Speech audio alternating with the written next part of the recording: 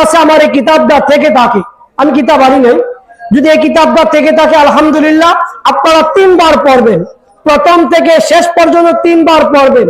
3 বার পড়ার পর যদি স্বপ্নে কিছু না দেখেন, রিটার্ন আমার কাছে যাবেন, আপনার বইয়ের টাকাটাও রিটার্ন দেওয়া হবে। আর বলবেন হুজুর আপনি যা লেখছেন এই কথার এবং আপনার কথার এবং কাজের বাস্তবতা নাই, আপনার মৃত্যু, আপনার কথাগুলো মিথ্যা, আমি মাথাটা নিচে করে শুনবো। তবে এত সত্য কথা বলার উদ্দেশ্য বই বিক্রি করা না, আপনারা তবু সত্যটা জানেন। আপনাদের এখানে বইয়ের মধ্যে লেখা আছে বইয়ের টাকা খাওয়া আমার জন্য হারাম। আপনারা এটা বই বিক্রি করে আমি চাইল্ড কিনবো এমনটা না, এটা টাকা দিয়ে বই আবার বিক্রি, আবার বই ছাপানো হবে। তবে আপনারা নিতে হবে এমনটা না। যদি কারো মনে চাই আমার বাড়িতে যাইতে হবে না, শুধু বইটা 3 বার পড়বেন। 3 বার পড়ার পর যদি রেজাল্ট না পান অবশ্যই আমার সাথে পার্সোনাল যোগাযোগ করবেন। আমি অবশ্যই হয়তো আমি ক্ষমা চেয়ে নেব এবং বইটা রিটার্ন রেখে টাকাও ফেরত দিয়ে দিব। এই কথাটা বলার উদ্দেশ্য হচ্ছে আপনারা কিছু জানেন, বুঝেন, মাওলার সাথে একটা গোপন সম্পর্ক করেন।